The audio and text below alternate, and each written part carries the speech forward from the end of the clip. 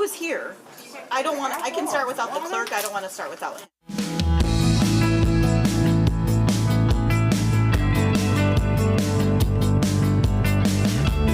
Go ahead and call this Economic Development Project Team meeting to order. We have a quorum. Nice to see you all. The first item is our minutes, approval of the minutes from February 6, 2024. Do you have a motion? So moves. Support. Moved and supported. Are there any other questions about this, colleagues? It's been a minute. All right. All those in favor? Aye. Hearing no nays or abstention, it carries. Thank you. Next is the one item that we have for discussion of strategy, which is an overview of the Grant Action 2.0 Transformational Brownfield Plan. And I'll turn it to the city manager to introduce Mr. Klooster. All right. I know that's what you like to do. So, am I wrong? I'm not. Thank you, Commissioner. And I do want to thank the staff for working on this, but also our partners from Grant Action and the many other community partners that's been really helping us work on these transformational projects.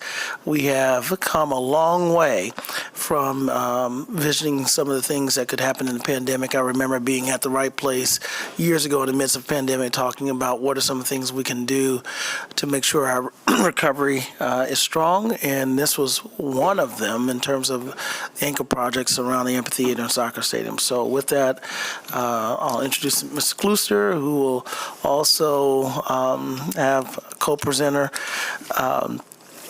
in Grant Action. But I also want to acknowledge Ms. Behrens, Kate Behrens, who have come to the city and really made a good transition with Mr. DeLong and really has helped bring forth some really good projects, and so looking forward to hearing the update. Good afternoon. Good afternoon. I will be brief in introduction here because I think you've heard about most of this and read about much of it in the paper. But we are excited to be here in front of you, the Economic Development Project team, today. We gave Commissioner Isasi, you heard this presentation 2 weeks ago, I think, at the Brownfield Authority. So we're here providing an overview, trying to be transparent with the application that we have and that we're reviewing, and to the City Commission for consideration. I'll do just a brief reminder and overview of Transformational Brownfield Plan program in general. You did approve the Factory Yards project late last year, which was the first transformational brownfield project in Grand Rapids. Just the qualifications for a project application to be eligible for the additional level of incentive through the Transformational Brownfield Program is that in Grand Rapids it has to have a minimum, and I say Grand Rapids because it's based on population. So in Grand Rapids, a project has to be at least $100 million in private investment. There are additional underwriting criteria that need to be met.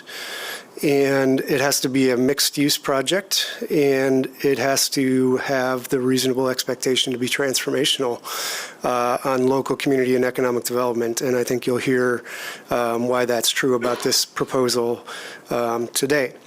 So, as I said, we do have an application. We're reviewing that. We do intend to bring that back to the Brownfield Authority later this month, requesting that they recommend, which you're quite familiar with at this point, and then adjacent developments adjacent to each of those projects, and then the Riverfront Trail project as well, adjacent to the amphitheater. So I will not go into too much detail because I think Ms. Wood will do that with her presentation, and then we'll come back and answer any questions that you may have. Thank you. Ms. Wood, welcome. Thank you, and good afternoon. I'll be brief with my comments, but I want to be thorough in representing what we're working on. It is a significant set of projects, and as you all know, it is a collaborative vision that we are working on to shape our city's landscape, connect people and places, enrich our quality of life, and bolster our economy for generations to come. And what we're doing here is unique. Grand Rapids is fortunate to have a good collaborative working relationship among philanthropy, government, the private sector, and the community. And so we're building on our past experience with public-private partnerships These will be publicly owned assets with no expected return from the it's actually 30 million of private contributions that are being made to these projects. So a very significant community effort being contributed with no expected return. The balance of the funds for the projects is coming from public partners. The projects will result in more than 20 acres of riverfront property being redeveloped. There will be no displacement as a result of the project. And we will also be creating new public access and trail connections as part of those riverfront improvements.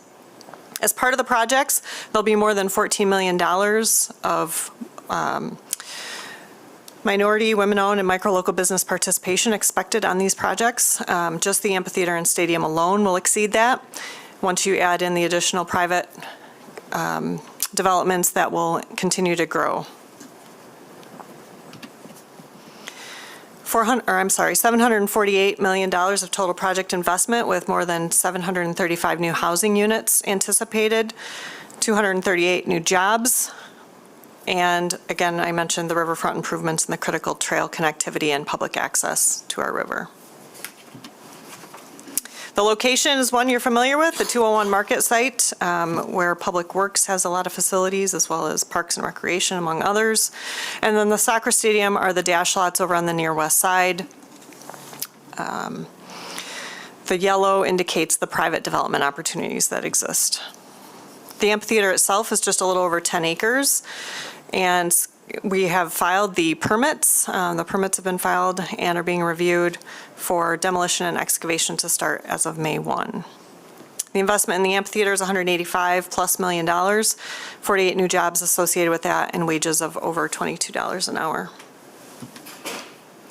This is the housing development potential to be developed by others. So we're working to secure a private partner to develop 475 housing units along with associated parking over the back of house amphitheater space and adjacent to the city-owned property. As the amphitheater gets built and the parking structure developed, this is what it could look like. And then the private development could wrap around or anchor the two ends of the parking deck to provide an active use on Bartlett Street.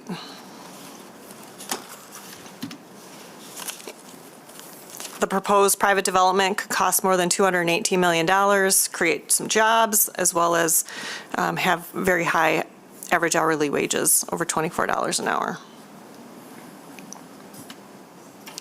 Soccer stadium project is just over 8 acres. And this involves the investment of over $175 million, 104 jobs, wages of over $25 an hour. This is an overview of the site plan, showing a great public plaza, a lot more green space, activation of Winter Avenue, as well as Bloomerett Street. And the private development there, this is a visual of what could happen at the corner of Mount Vernon and Douglas. New housing units, 260 apartments, over $114 million of investment and 84 new jobs with wages over $26 an hour. So pretty substantial economic impact. As we continue to refine these aspects of the project, we'll have more information. But at this point, this is the information that is contained within the application. And as Jono mentioned, the timeline to proceed for review also aligns with the timeline to begin construction on these various aspects of the project, with commencement May 1 and completion of all of the aspects by spring of '28. And with that, I'll open it up to questions if you have any. Thanks, Ms. Wood. Colleagues, as Mr. Klooster mentioned, I had a chance to hear the presentation at our Brownfield meeting. I think that next day was the Planning Commission meeting for special land use for the soccer stadium. Yep. And that was approved. That was approved with a condition to take a look at the pedestrian experience around the building, and our architects are doing just that. Great. Thank you for that update. So it moves fast. So colleagues, what questions do you have for Ms. Wood? Comments that you have? This is certainly not the first time we've heard about the project, but certainly want to stay up to date on the timeline. I was going to say Mr. Chair. Yes, Commissioner, go ahead. Yeah, thank you. So thank you for the update, and it's really great to start to see some of the other details be fleshed out, and I appreciate the background indicating, that the amphitheater and the soccer stadium component, while having private funding and public funding, it is a publicly owned asset at the end of the day for both of those. And then it's good to see the first visions of the associated developments adjacent to both sites. Is for the transformational brownfield, are those two sites the only two that will be considered in the transformational brownfield package? There's no other sites going to be included, so it's That's just correct. those two adjacent. Okay, that's helpful. And then obviously the public greenway stuff I think is really exciting. Having sat around the table 8 years ago, I guess, when I first got on the commission to talk about 201 Market and a vision that came about at that time, and to see where that fell short. So it's exciting to see something coming to fruition that wasn't able to be achieved some 8 years ago. So. Thank you. Commissioner? Yes, thank you. Thank you. Good afternoon. Nice to see you. A few questions. One question I get a lot in community is we live in a state with a very long winter, and this stadium is an outdoor stadium. So can you talk a little bit and share more about why that approach for this project? This is probably the number one question, or maybe number 2 or 3 question. Sure, that's a great question, and one that we've asked ourselves several times. But as we've seen since the pandemic, a lot more people are willing to do things outside in the winter months. One, our winters are getting more mild. The weather is more favorable. People will bundle up to stand outside and socialize. So we're seeing a lot more outdoor activities in the winter. And part of Michigan is embracing the winter, right? So things like broomball could occur on the soccer stadium pitch.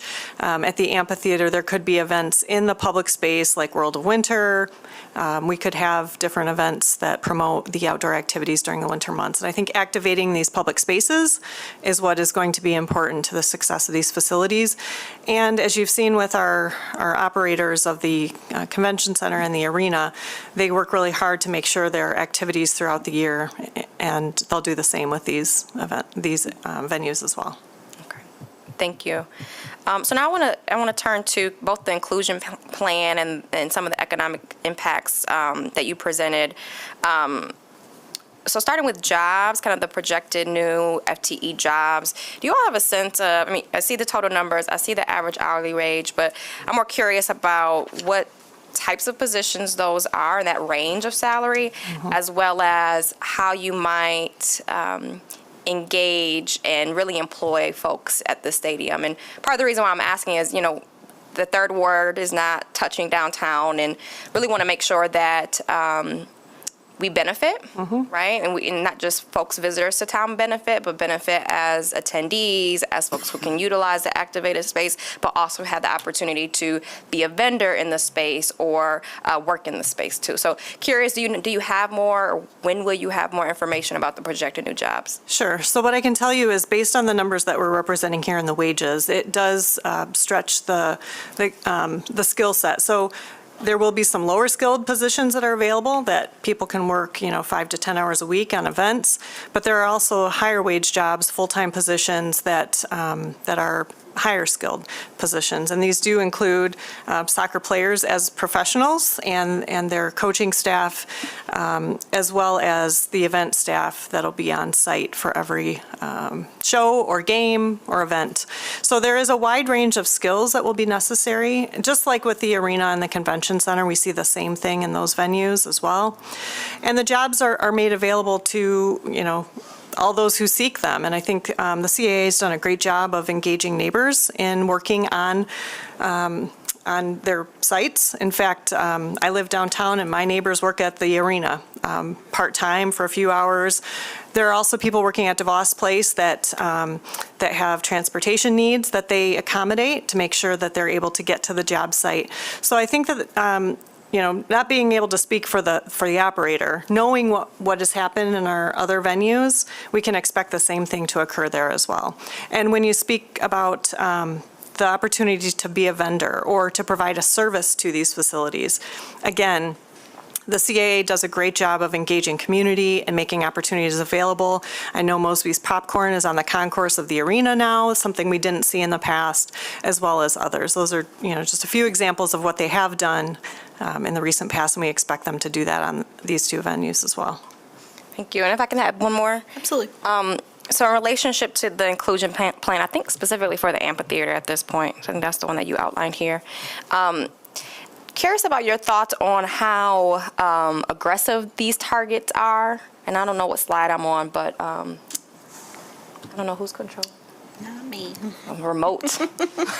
Yeah, so Can you speak a little bit more about how aggressive you consider these targets? Is there opportunity to go further? How does this compare to like projects? I think that's a really important part of this conversation and one that I'm super invested in.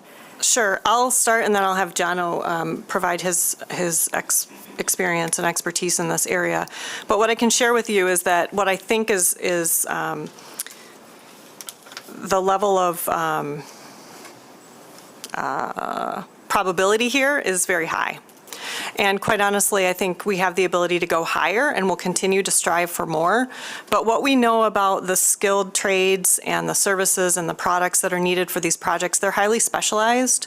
And so only a certain percentage of the project can be sourced locally by local labor, products, and other. And so there has been a really detailed analysis that Jono can speak to that's been done on both projects, both the amphitheater and the soccer stadium. Those are the two projects that have submitted their inclusion plans and indicated what components could be sourced locally. And then of that total, what percentage could be provided by minority, women-owned, and micro-local businesses. And so I think these targets are extremely reasonable, and I can share that we're going to do everything we can to strive to hit higher numbers. Yeah, I appreciate the question, and I think it's the way we work collaboratively with applicants related to the inclusion plan program that we're running is we try to be aggressive but reasonable. So I think Kara's correct, and I'm working collaboratively with Pioneer and Barton Malow, who are building the Acrisure Amphitheater, for example, to understand some of those scopes of work that are very large, and regardless of the ownership of an entity, there aren't local companies that can do some of this work. So that is the reality with the soccer stadium and the amphitheater, that they're very unique projects, and I think so there's a large segment of the project, I think, that doesn't provide a lot of opportunity in terms of dollars. I think those portions of the project provide a lot of opportunity in terms of experience. So where you might not be able to have a local woman-owned, minority-owned, or micro-local firm actually perform the work, there are opportunities for them to be engaged. And there are success stories in our community of companies that have really gotten their start that way. It wasn't a $10 million contract. It was an opportunity to engage with the company that's doing the $10, $20, $30 million contract and learn from that experience. So I think we'll hope that we get a lot of outcomes that don't show up as a dollar amount, but show up as access to opportunity. And then in addition to that, the dollar amounts that are I do believe, and we'll be able to represent more clearly by the time we come back to you with a recommendation, what the more specific numbers are for each of those projects. Yeah, it would be helpful to hear maybe when you come back a little bit more on that. This is probably a once-in-a-lifetime project for all of us, and so I don't want to miss the boat or miss the mark. Yeah. And Commissioner Goy and I have had a lot of conversations, given his background as a small minority-owned business, and just kind of being introduced to folks and owners that I wasn't aware of, and talking through some missed opportunities with them. And so I want to make sure that we take every opportunity to connect the dots, and would also love to see a little bit more or hear a little bit more what you mean or how you plan to measure that access to opportunity. You named there's been some success stories, but making sure we're capturing that, in all of those value adds and that return on investment. Yeah, I think it's a really great challenge and opportunity for Pioneer and Barton Malow to think about a project with this level of uniqueness, what opportunities exist. So would you hold them accountable to something like that? Or say a little bit more about that statement. So with the inclusion plan, it is technically a voluntary program. Everybody does submit a plan and participate, and we do report on outcomes. There are some limitations to the accountability that we can enforce, but we are transparent with performance and outcomes and accountability between all the partners, which include the city, the project owner, in this case it's Grand Action, the general contractors, which is Pioneer and Barton Mallow. Did you have a follow-up, Commissioner? Yeah, thank you. Two things, really. I'm kind of piggybacking off of what Commissioner Perdue was talking about around, supporting locally owned businesses, right? I think the construction of said projects is a one-time drop in the bucket where, we have an opportunity to have that impact over that 2-year construction cycle. It's really the ongoing support of local businesses that I think matter even more in this conversation. That I think, given my understanding of both projects, there's going to be both internally facing opportunities for people to buy and sell goods and outwardly facing stuff depending on how the amphitheater sets up along the public greenway. And so I think, again, it's not part of the requirement, but how do we create more intentionality around these significant projects, bringing people from not just the city of Grand Rapids, but from regionally and in the Midwest to enjoy these activities. And, I think these are prime opportunities to highlight and put a spotlight on businesses in Grand Rapids who make and sell goods, right? Whether that's concessions, whether that's food or drink, things that we're Beer City USA, for God's sakes. There should be more Grand Rapids beer at all of our locally owned stadiums. That would just make sense to me. But you go there and it's to see a Budweiser, and I get there's all kinds of BS with beer wholesalers and things of that nature. But I think again we've all vote with our pocketbook, but it's I can't vote with my pocketbook if I don't have the chance to. And I feel like that is the significant long-term strategy of you mentioned Mosby's popcorn being available in the arena. That's great, but I'd like to see a lot more of those local options available in all of these locations, because people will buy what they have the ability to buy that's in front of them, and giving people a chance to have that inward and outwardly facing thing is, I think, important in this conversation. I do think it's both and. I agree with that. I think the short-term opportunity in the construction phase of this project does lead to ongoing opportunity as well, right? So an opportunity to build capacity, to learn from a larger contractor, for instance, leads to more opportunity on projects, whether or not there's an inclusion plan or not for those future projects. And we do think that's the long-term impact of the inclusion plan, where there's a dollar amount, but the idea is that leads to larger contracts, growth of companies in the future that we may not know about. I'll also say that it is a competitive industry right now, and so we see, I do believe, general contractors making a very good effort, going above and beyond. They have relationships, and the minority or women-owned contractors just aren't, they don't have the capacity. They're busy. They're doing well. And so they'd be happy to work on the project, but they submit a bid that's very high, for instance, because they really don't need the work. And that is what's happening in the construction industry right now. So I think good intentions, diligence, identifying opportunities are all important, and you need the stars to align sometimes for everything to work out perfectly. I'm curious if you've had that conversation with, I think about like the Project 250 and a lot of the other inclusive economic development efforts that are happening. And I hear them focused on small business and a lot of retail type business, but I wonder if like you've shared or we've shared some of the challenges we've seen around that, and maybe they need support scaling or resources to scale to increase that capacity to do more business, to kind of be involved in projects like these. So that's a follow-up question, and I'll just thank you for that that reframe, Commissioner O'Connor, because you're right. Like there's two pieces to this, right? There's the construction and getting it up, and then there's the long-term operations, and we can't lose sight of either one. So thank you for entering that. Yeah, curious if you made that connection. Can I? I'll jump in here before you answer that question. I think that's a really good point, Commissioner.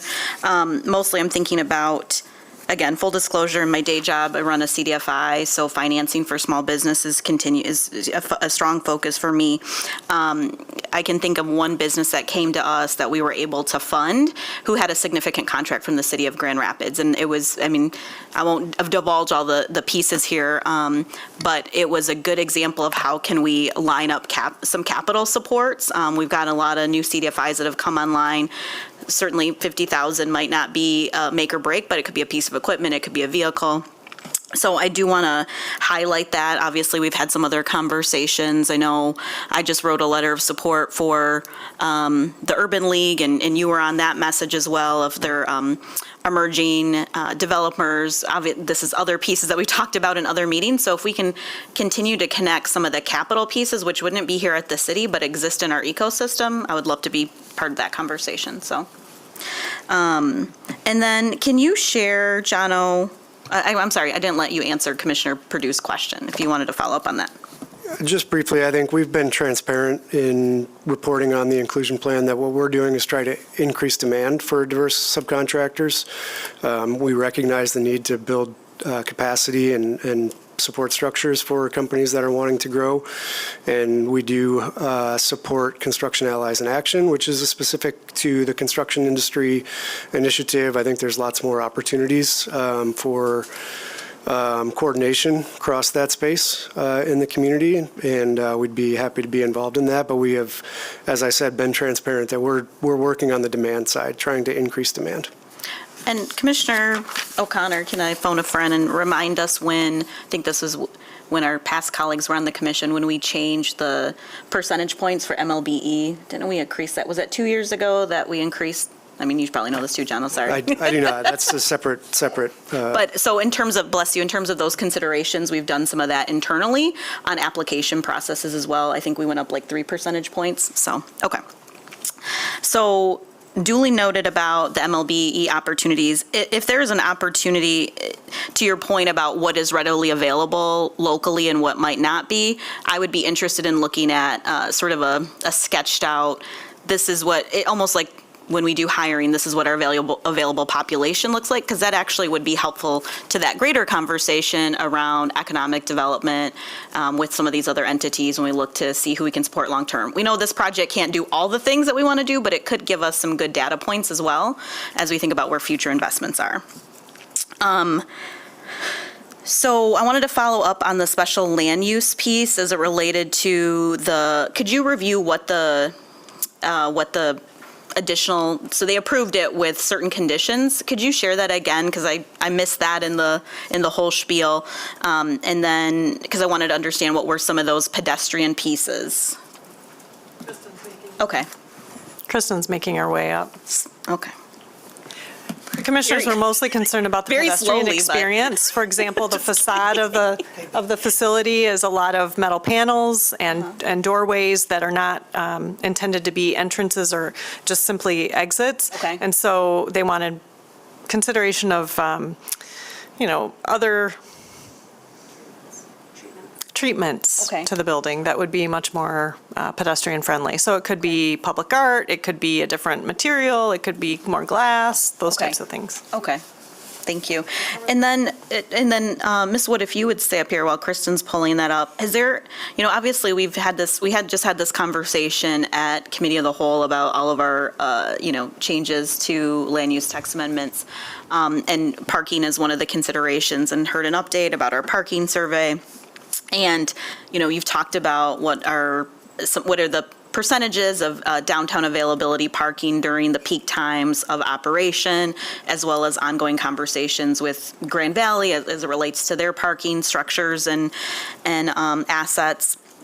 Have there been any conversations with city staff of how do we, is there an opportunity as we think about investment sort of in our dash ridership?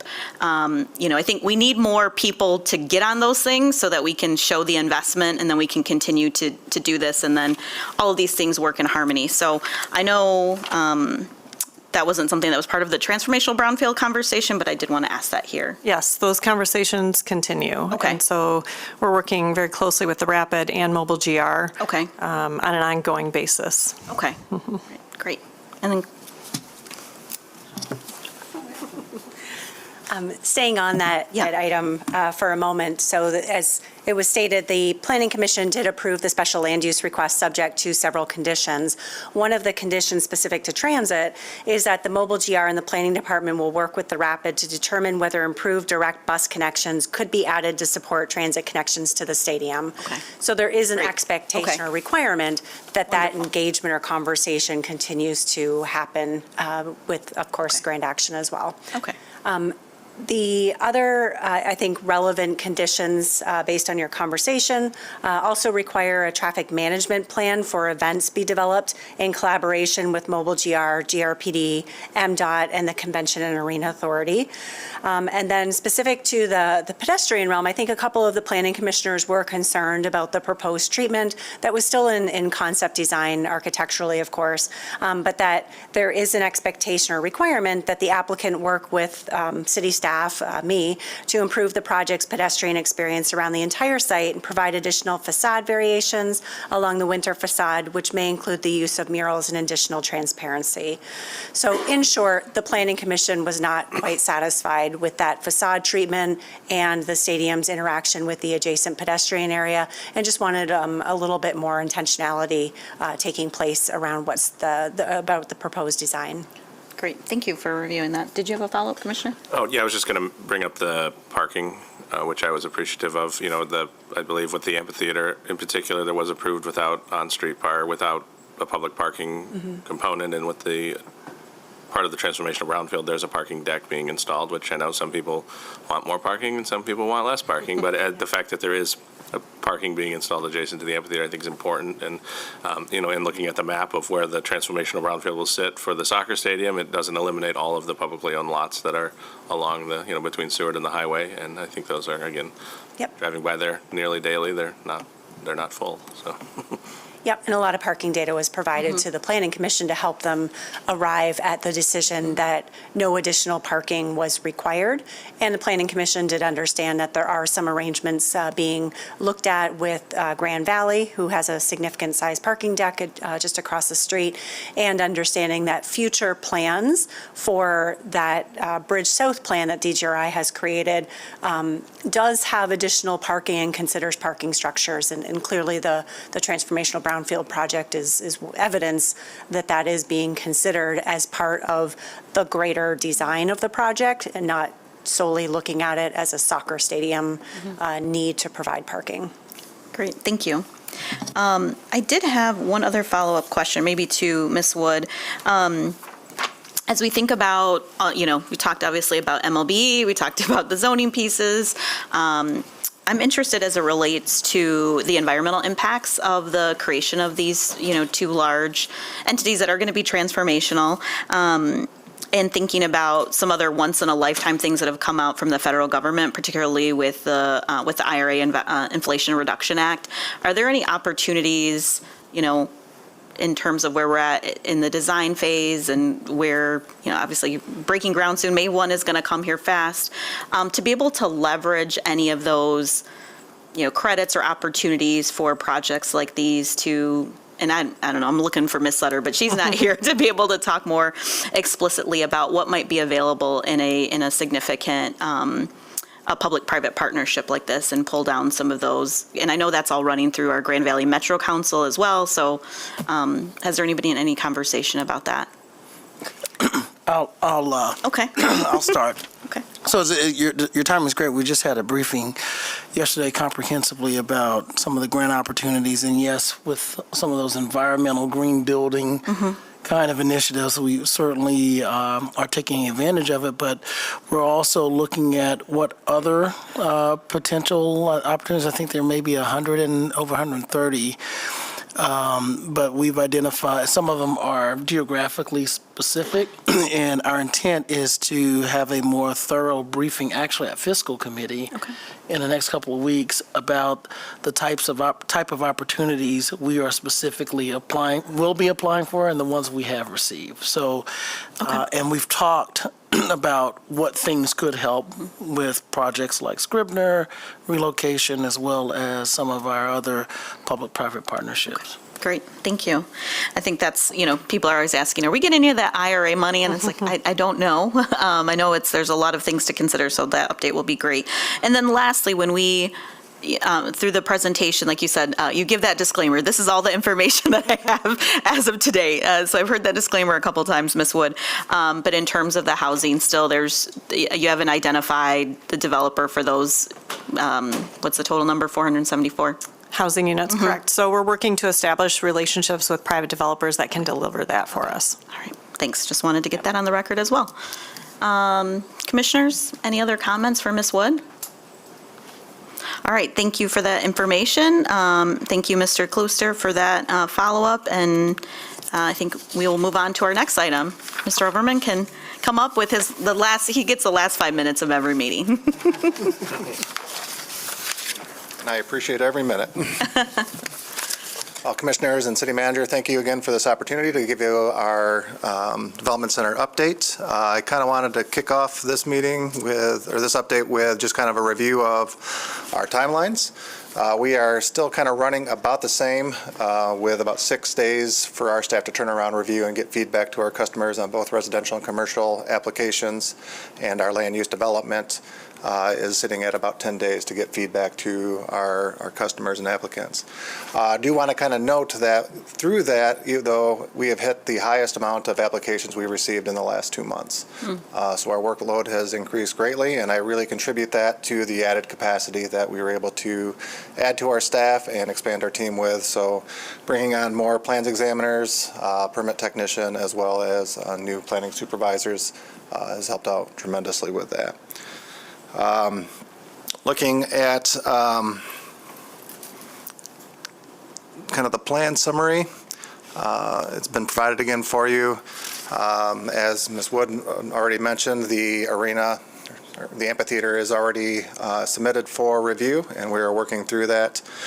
We also had developments for the Divino Grand Rapids Animal Hospital, as well as an Knapp Crossing commercial building built out for a Shell gas station that have come into play for this month as well. And one last thing is just mentioning some of the new staff. I wanted to introduce our new plans technician, who you'll probably hear from your customers on. This is Jessica Gonzalez, and she joins us from the city of San Antonio, where she worked in their building department as well. And already I have just been getting great feedback from her work here, and we're still onboarding her at this time. So you heard that it snows here, right? As somebody with roots in Texas, welcome to Michigan, and thank you for that introduction. It's always good when we can put a face with names, so. Yeah, thank you. Colleagues, did you have any questions for Mr. Overman? Not for him, but another comment. Sure. When we wrap this up. Oh, okay. So thanks for that update around the number of days. I think we'll continue to monitor that. We're glad to hear. I think you all acted pretty quickly to get a number of those positions filled. But we also know that it takes time to onboard people and make sure they know where to go. But I'm not hearing any other comments about any of the other projects that are listed. So thank you for that. Nice to meet you, Ms. Gonzalez. All right, we'll close that item out. And then Commissioner Perdue, you had a comment? Yes, and I noticed in the meeting packet, we didn't speak directly to it as part of Ms. Wood's presentation. But it was in the presentation around housing units expected, and then in the meeting packet, a few options around how we might bring affordable housing as part of that project. So might we discuss that at a later time, or I'm just curious how we might approach that. Sure, come up, Mr. Klooster. We talked a little bit about that. There are some pieces that are not yet defined, but I'll let Mr. Yeah, just briefly, given where we're at, right, with developers to be identified and the conceptual stage of the project, it's hard to get real specific about this AMI, this number of units at this AMI. So I think what we would be proposing and recommending to you is an agreement with Grand Action that would then be assignable to a future developer and obligate them to one of those two options that's described in your packet. One would be actually providing some level of affordability in the development itself. The other option would be making a contribution to, for example, the Affordable Housing Fund or some other investment vehicle that could be used to produce a similar type of benefit in the community. I think we'd be, yeah, there are pros and cons to both, I think, so, and challenges and opportunities with both as well. Thank you. And is the idea that those two options that are explained in the meeting packet will be the two options that will be codified, or is this still part of the ongoing conversation? Right, so they would be, the process is an affordable housing agreement is required to be approved in order for the state to approve the transformational brownfield plan. And so at this time, without an identified developer, that would be with Grand Action and then assignable. So the expectation would be that when a developer was identified and when the project became more fully developed and the financing mechanisms were more clear, that we'd be able to make a recommendation to you as to which direction to go. So I think the hope at this point is that we can present something to you that either way it goes meets your expectations, and then we can be clear about which way it goes, in 6 to 12 months maybe. Okay, thank you. Thank you, Mr. Closter. Mr. City Manager? Thank you, Madam Chair. Can you elaborate just a little bit more about some of the potential housing benefits and how right now the initial estimate among the two sites is 700 plus, but how much more potential for future housing development can occur along both of those corridors and with more density? And maybe Ms. Woods or Ms. Behrens could speak to that as well. So nobody's jumping up. There is a lot of opportunity. I think on the west side of the river, the Bridge South study that DGRI conducted a while ago did not have a soccer stadium, but it did identify, Christy, does anybody know the number? Kristen's looking back to you. It was over 1,000 units on that side of the river, and there is a significant amount of opportunity there still with a lot of surface parking lots on Seward Avenue, as well as additional property owned by the DDA. And then on the riverfront, I mean, we've talked for a long time now, decades, but more recently we've seen the conceptual plans from I'm forgetting the name of the firm at this point, Populous, that identified also thousands of units of potential there as well. So the city will maintain, after conveying property to the CAA, we'll still have acres to the south that could be built with residential development, hundreds of units, and then there's opportunities to the north as well. I just wanted to and maybe stitch that with some of the other conversations on the agenda today with the expansion of the DDA boundaries and renewal of the TIF, and the fact that right now we have 7,500 residents downtown, but as we discussed this morning in our earlier briefing around the zoning amendments, we need another 14,000 units, and the potential to create that density along new developments is pretty exciting. It help us really meet that potential demand. And I hope that as we continue to look at our city master plan, that we've talked about how we have a built-out community, but the areas where we can really create a lot of density is downtown, that we could either double or triple our residency in the downtown area to help us meet some of those housing needs.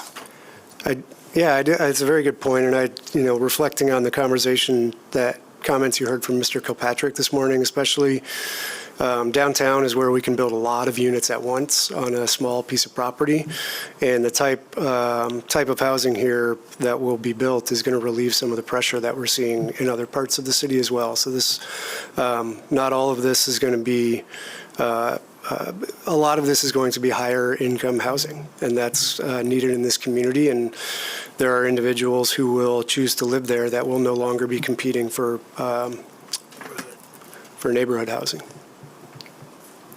Thanks so much. All right, that was the full meeting. Thanks for that update, and I'm going to go ahead and end our meeting here at 1:32. Thanks.